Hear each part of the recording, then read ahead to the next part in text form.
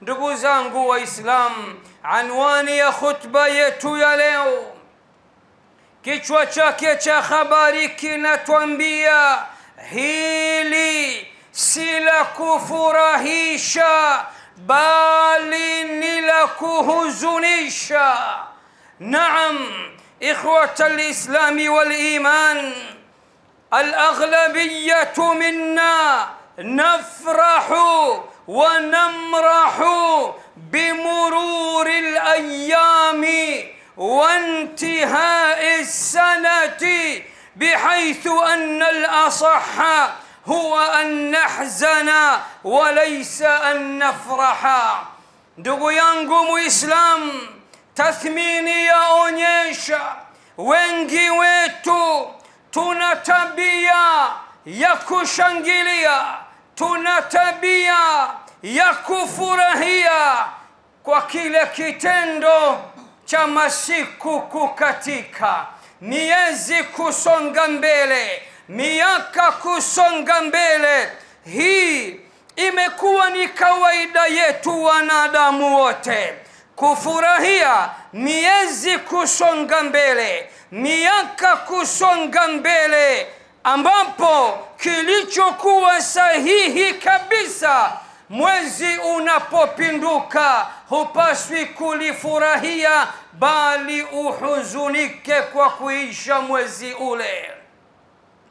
Mwaka unapokwisha hupaswi kupiga shangwe wala vigelegele. Leo kusudio langu nataka niwakumbushe watu wote ya kuwa kitendo cha masiku kuisha, mawiki kuisha, miezi kukatika, miaka kukatika, hayawezi kuwafurahisha wale wenye akili, wale wajanja kweli kweli. Wao hawawezi kulifurahia hilo, bali hilo litawaliza, litawahuzunisha. Mnajua kwa nini? Kabla sijasema kwa nini, naomba nikupeni kisa kidogo sana. wakati suratu Nasri inateremka, idha jaa nasrullahi walfathu wa raaita an-nasa yadkhuluna fi dinillahi afwaja, dini imekamilika. Alyawma akmaltu lakum dinakum, leo nimekukamilishieni dini yenu, nimeitimiza neema zangu juu yenu. Masahaba wote wanakumbatiana na kufurahi, alhamdulillah, huu ni ushindi. Kasoro mwanamume mmoja tu, jemedali mmoja tu, hodari mmoja tu, kichwa mmoja tu, genius mmoja tu, yeye akaanza kuangusha kilio, akaanza kulia. Masahaba wakastuka, wakasema, huyu babu vipi, mbona anataka kutuharibia mood? Uislamu umekamilika, neema imetimia, ushindi umekuja, Uislamu utasambaa kweli kweli. Jambo la kufurahia, yeye analia. Mnamjua alikuwa ni nani? Ni As-Siddiq, Abu Bakar As-Siddiq radhiyallahu ta'ala anhu wa ardah. Walipomfuata wakamuuliza, kwa nini unalia, kwa nini unahuzunika wakati leo ni siku ya furaha? Akasema, nyinyi hamjui dini kukamilika, neema kutimia, ushindi kupatikana. Hili ni jawabu tosha la kuwa Bwana Mtume Muhammad sallallahu alayhi wasallama hana masiku tena, hatunaye, lazima aondoke arudi kwa Mola wake. Wao wanafurahia ushindi, yeye genius, kichwa. Kenda mbali zaidi akasema, baada ya hili bwana mkubwa hajaja picnic, hajaja kufanya tua, kaja kulingania. Kama ulinganiaji umekamilika, bwana mkubwa ataondoka. Na mwenye akili kweli kweli hawezi akasubiri saa 6 usiku na baruti yake feki, eti nimeuona, tumeuona. Babu, kichwa chako hakiko vizuri. Kama uko vizuri babu, lazima uhuzunike, Ni miaka mingapi sasa unasherekea? Miaka mingapi sasa unafurahikia? Umeshawahi kujiuliza ya kuwa umri wako uko vile vile, umestack vile vile, au unasogea? Unafurahia umri wako kusogea? Unafurahia umri wako kuisha? Unafurahia kuendelea kulisogelea kaburi lako? Hili ndio maana nikasema si la kufurahisha bali ni la kuliza.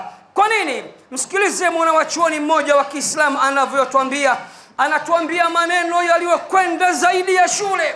Anasema inna la nafrahu bil ayami naqta'uha wa kullu yawmin madha yudni min al ajali fa'mal li nafsika qabla al maut mujtahida fa innama ar-ribhu wal khusranu fil amali.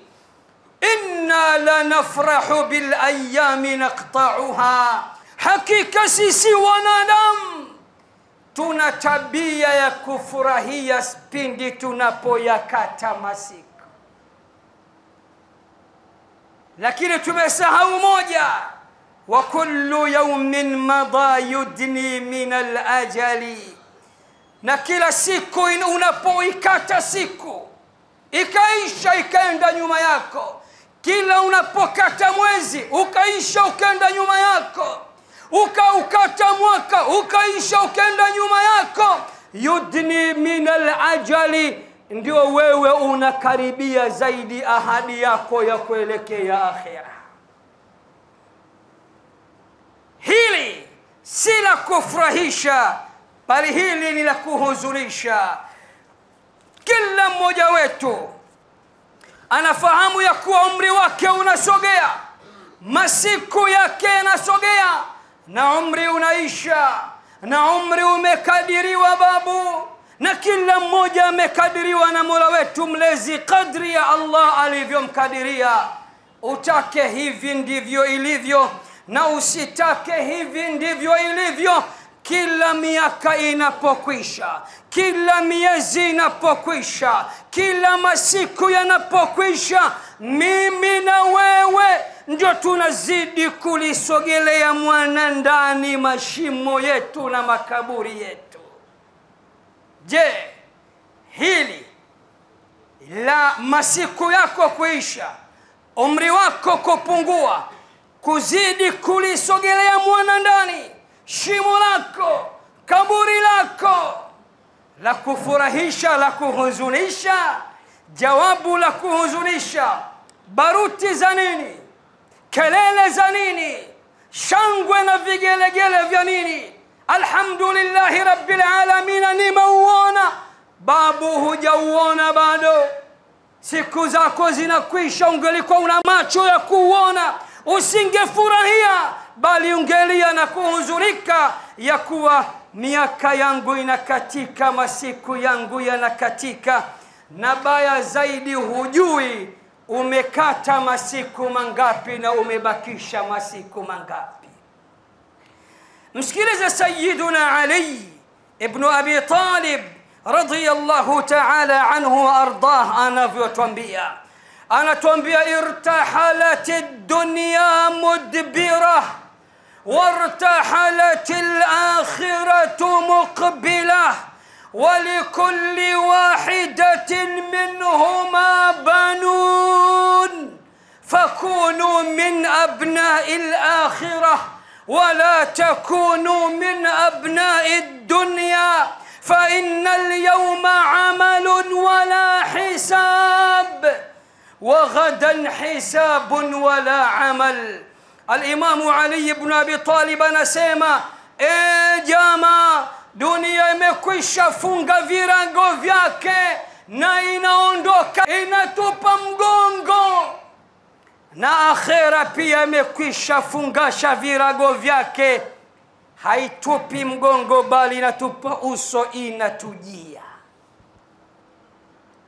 Na kila mmoja katika dunia na akhera vina watoto wake. Dunia ina watoto wake, akhera ina watoto wake. Sayyiduna Ali anasema, fakunu min abna'i al-akhirah, basi kuweni miongoni mwa watoto wa akhera, wala takunu min abna'i dunya, wala msiwe katika watoto wa dunia.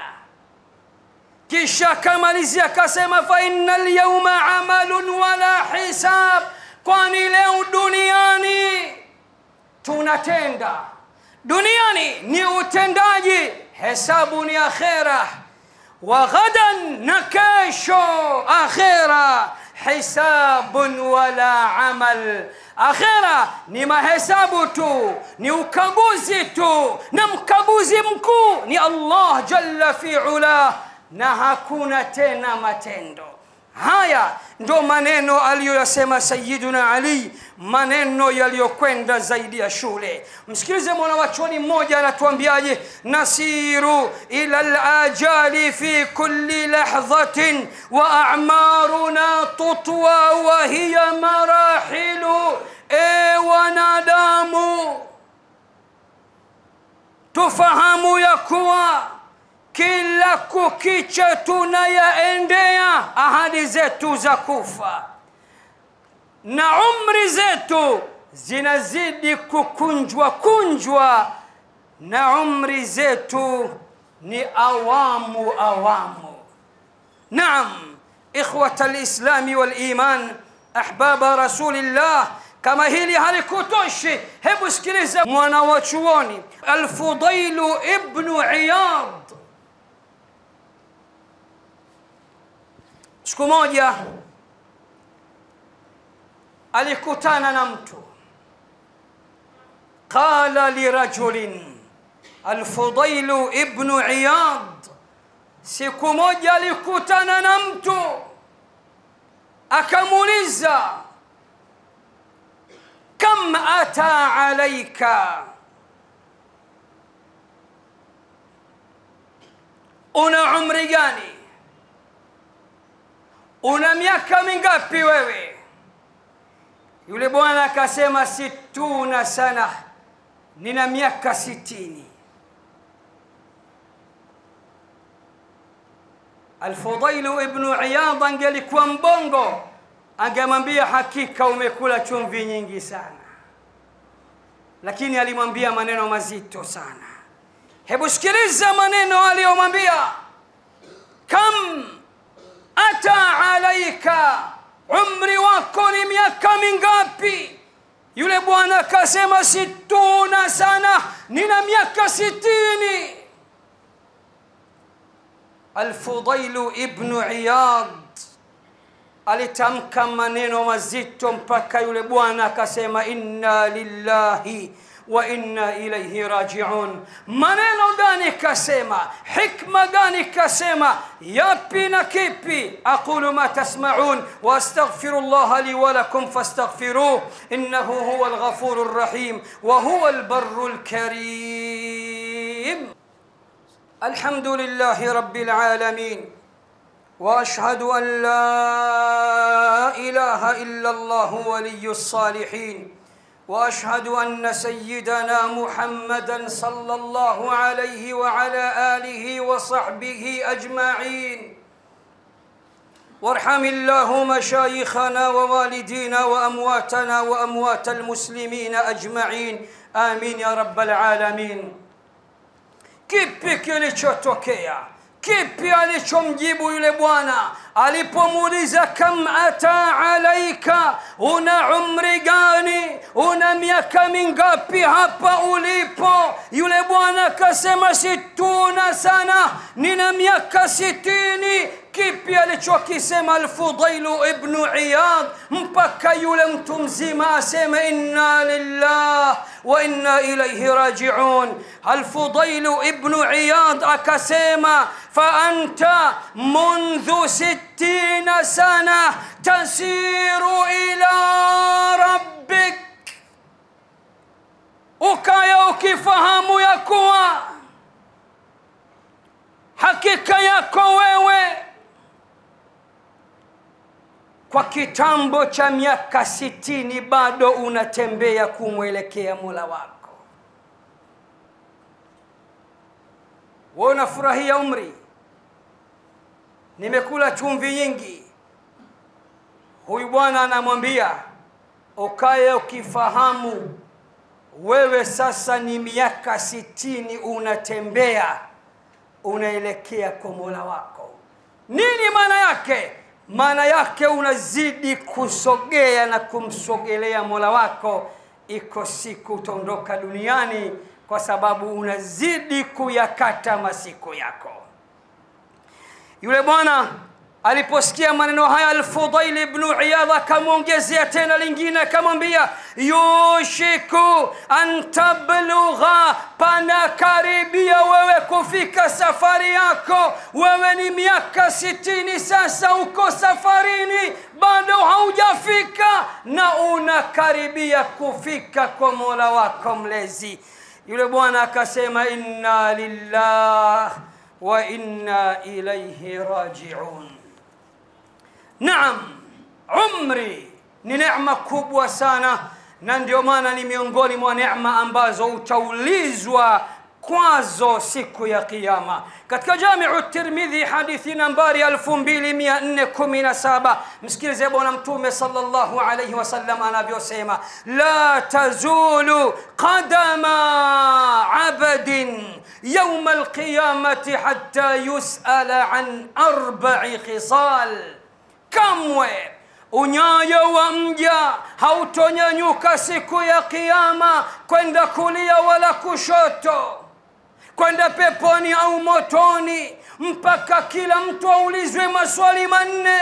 Sikiliza swali la kwanza, an umrihi fima afna, umri wako uliumalizia malizieje? Kama umri wako uliumalizia kwa sababu wewe ni kada mzuri wa chama fulani, ya Rabbi mimi nilikuwa chipukizi, ya Rabbi mimi nilikuwa ni kada, umri wangu nimeumalizia huko. Kama umri wako uliumalizia kwenye soka, ya Rabbi nilikuwa ni utopolo kindakindaki, ya Rabbi nilikuwa katika makolo kindakindaki. Lazima uende kujibu umri wako uliumaliziaje maliziaje. Swali la kwanza hilo. Swali la pili, wa an shababihi fima abla, ujana wako. Sikiliza kijana, sikiliza HB, handsome boy. Uhandsome haudumu babu, iko siku utachakaa babu, misuli itakwisha babu, kifua kama cha ukuta kitayayuka babu. Wa an shababihi fima abla, na ujana wako utaulizwa na Mola wako face to face. Ujana wako uliuchakaza kwenye nini? Sikilizeni makada wa chama, sikilizeni makada wa vyama mbalimbali, sikilizeni wapenzi wa soka mbalimbali, wapenzi wa timu mbalimbali. Timu yako ikifungwa unalia babu mzima, mtu mzima wa Kiislamu unalia, hatuna refa sisi, hatuna shunani. Si mnamuta refa, si mnamuta kocha. Hujawahi kulia kwa ajili ya dini yako, hujawahi kulia kwa ajili ya Qur'an, hujawahi ukaketi ukakumbuka neema za Mola wako juu yako ukanyanyua mikono mbinguni machozi yakakutoka. Hujawahi kulia kwa sababu ya Mtume Muhammad. Timu yako inafungwa, tukubali, haiwezekani, wamebebwa. Kabebwa nani? Unacheza wewe, pesa unapata wewe. Wachezaji unawashangulia mwanangu wanapata hela nyingi sana. Na Tanzania sasa hivi hatujambo, tunajua kuwalipa vijana kisoka. Na walipaji wote wa pesa kwa wachezaji wa mpira na wao wakae wakijipanga kuulizwa siku ya kiyama na Mola wao. Hayo kayasema nani? Kayasema Mtume Muhammad babu. Sikiliza sasa. Swali la tatu, wa an malihi min aina iktasabah wa fima anfaqa. Swali la tatu, wenye mali wote watasogezwa katika mahakama ya Allah, wataulizwa umeichuma chuma vipi, umeitoa toa vipi. Ya Rabbi, Benki ya Dunia, riba ya Rabbi, umetoa vipi? Ya Rabbi, Simba na Yanga. Kazi kweli kweli. Ni nani tajiri wa Kiislamu leo anamlipa imamu wa msikiti milioni 1? Subutu. Nani katika matajiri wa Kiislamu aliyesema nawapangilia mashehe 5 wanaofanya kazi ya Allah nitawalipa mishahara? Wote wamewekeza, hawa kwenye mziki, hawa kwenye mipira. Hii ni biashara, huyu shekhe hajui business. Hii ni biashara, sisi tunapata pesa. Ala, biashara. Haya, biashara na Mola wako mbona huitaki? Biashara na Mola wako mbona huitaki? Au hukusoma Qur'an we babu? Au hujui kama Qur'an inasema kuna biashara na Allah? Ya ayyuhalladhina amanu hal adullukum ala tijaratin tunjikum min adhabin alim. Enyi mlioamini, je, niwaelekeze juu ya biashara ambayo itawaepusha na adhabu kali siku ya Kiyama? Tu'minuna billah, muamini Allah ukweli wa kumwamini. Watujahiduna fi sabili, nampigania dini ya Allah, njia ya Allah. Wangapi wanapigania njia za Allah? Na wako siku hizo nakwambia sisi tumeambiwa kutoa kwa siri. Ushajui nini? Sisi mambo yale tunayofanya dhahiri ni biashara, mambo ya dini tunayofanya kwa siri. Hakuna siri kwa taarifa yako babu. Ukifanya jema watu watasema, ukifanya ovu watu watasema. Hao unaowasaidia watakusifia, kukuombea dua na wengine watasikia. Hakuna siri, unachomoka kimataifa tu kwa taarifa yako. Kwa hivyo, swali la 3, mali yako umeipataje na umeitumiaje? Jipangeni na hilo. Huko nyuma takriban miaka 10 na kitu katika mimbari hii niliwahi kutoa mada, kuna haja kuirejea na kugusieni hadithi moja tu ya Bwana Mtume Muhammad sallallahu alayhi wasallam. Bwana Mtume anasema hivi: maskini, mafukara wataingizwa peponi kabla ya matajiri kwa miaka 500. Hata tajiri kama anastahili kwenda peponi anawekwa pause, kutesa kwa zamu. Maskini tangulieni, miaka 500 ndio wanaingia hao mababu.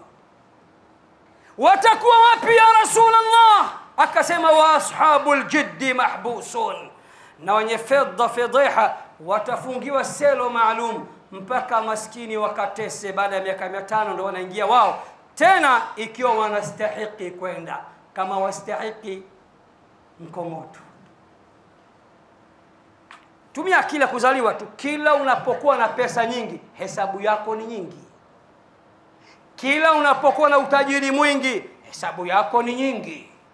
Ukaguzi wako ni mkubwa. Fikiria hapa ulipo, unapoleta mkaguzi, auditor, akakufanyia auditing, akakupatia auditing reports, anachukua masiku mangapi kukagua mali zako tu?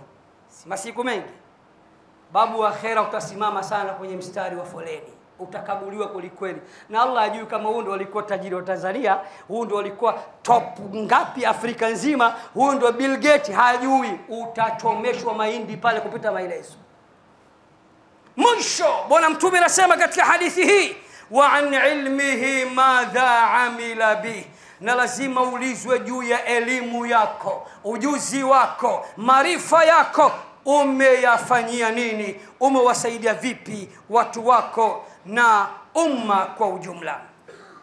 Waislamu, katika sura ya 9 Tauba aya nambari 36 Allah anasema inna iddatash shuhuri 'inda Allah 12 shahra, hakika idadi ya miezi mbele ya Allah ili kumaliza mwaka ni miezi 12. Fi kitabillah, hayo Allah amekwisha yaandika katika kitabu chake. Yauma khalaqa samawati wal ard, tangia ile siku anaumba mbingu na ardhi. Mipango iliyokwenda zaidi ya shule amekwisha pangilia kwamba mwaka ili uishe ni lazima sharti miezi 12 ishe. Na miezi 12 inaishaje? Kuna mwezi una masiku 29 na kuna mwingine una masiku 30. Waislamu, nataka nikwambieni kwa kuhitimisha khutba yangu, hivi hamjagundua ya kuwa masiku yetu hayana baraka tena?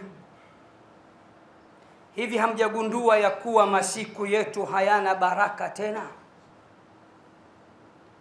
Wazee wa kusherekea Happy New Year, sauti yako ya baruti ya mwaka jana unaikumbuka kichwani sasa hivi. Masiku yanakwisha kweli kweli, na hii ni katika dalili za kiyama kama alivyotuelezea mtume wetu Muhammad sallallahu alayhi wasallam katika musnad al-Imam Ahmad hadithi nambari 10560. na niishie hapo. Bwana mtume anasema la taqumu as-saa, qiyama haitosimama hatta yataqaraba az-zaman, mpaka zama zikaribiane. Kuna ikhtilafu nyingi ya wanawachuoni, tafsiri nyingi ya wanawachuoni, lakini bwana mtume mwenyewe amejitosheleza kutafsiri hadithi hii. Akasema fatakunu sanatu kashahri, mwaka utakwisha kama mwezi. Kweli si kweli? Nyinyi ni mashahidi. Fatakunu sanatu kashahri, mwaka utakwisha kama mwezi. Washahru kaljumua, na mwezi utakwisha kama wiki, kama Ijumaa. Waljumu'atu kalyawm, na wiki itakwisha kama siku. Walyawmu kahtiraqi as-sa'ifa, na siku itakwisha kama vile moto unavyolipuka tu wa gesi au kibiriti. Ijumaa iliyopita tumeswali Ijumaa, leo Ijumaa nyingine. Tuombe uhai na uzima, utakuja kushangaa Ijumaa nyingine hiyo kana kwamba haujakata wiki, umekata siku 2 au siku 3. Dunia imekosa baraka, masiku yetu yamekosa baraka, miezi yote imekosa baraka, miaka yetu imekosa baraka. Ni alama miongoni mwa alama za kiyama. Tubadilike Waislamu. Hata wapokeaji wa mishahara sasa hivi hawana stress sana kama zamani. Ukiupokea mwanangu sasa hivi, baada ya muda unashanga kengele imeanza kupiga tena nyingine. Zamani unafikiria sana, mwezi mwingi, siku hizi babu mwezi sio mwingi. Nibandika bandua mishahara yako, na wewe ni shahidi. Waislamu, naomba niseme ya kuwa kwa kumalizia, masiku yetu ni matatu tu. Ayyamuka thalatha, masiku yako ni matatu tu. Ams, jana, dhahaba walan yaud, jana yako imekwisha ondoka na haitojirudia tena. Bye bye mpaka kiyama. Siku yako ya pili, al-yawm, leo. La nadri ayadum, leo yako haujui, hatujui kama itadumu. Wa ghadan, na kesho yako. La nadri aina sanakun, hatujui kesho tutakuwa wapi. Pengine makaburini, pengine inna lillahi wa inna ilayhi raji'un. Tubadilike, turudi kwa Allah subhanahu wa ta'ala. Tuache madhambi, tuache maasi, tuache maovu, tuache uadui, tuache uhasama, tuache roho mbaya, tupendane. Dunia yenyewe ni fupi. Usiondoke duniani ili hali una watu kibao umewakera, umewaudhi. Una watu kibao umewakosea.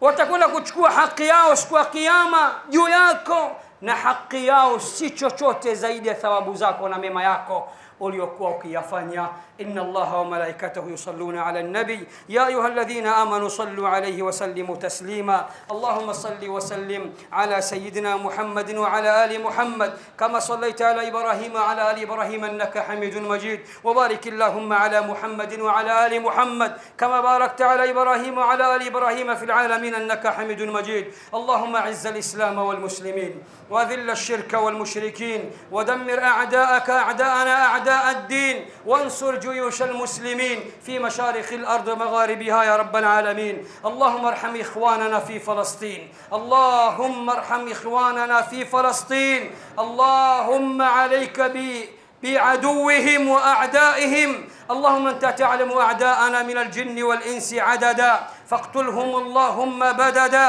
ولا تبق منهم أحدا، وأرنا فيهم يوما أسودا كيوم فرعون وهامان وأبي بن خلف. اللهم إننا نعوذ بك من البهاق، ونعوذ بك من البرص، ونعوذ بك من الجنون، ونعوذ بك من الجذام، ونعوذ بك من السرطان، ونعوذ بك من سيء الأسقام. يا رحمن يا من علم القرآن، نعوذ بك من سيء الأسقام. يا رحمن يا من علم القرآن، نعوذ بك من سيء الأسقام. يا رحمن يا من علم القرآن، نعوذ بك من سيء الأسقام. سبحان ربك رب العزة عما يصفون، وسلام على المرسلين، والحمد لله رب العالمين. وأقم الصلاة.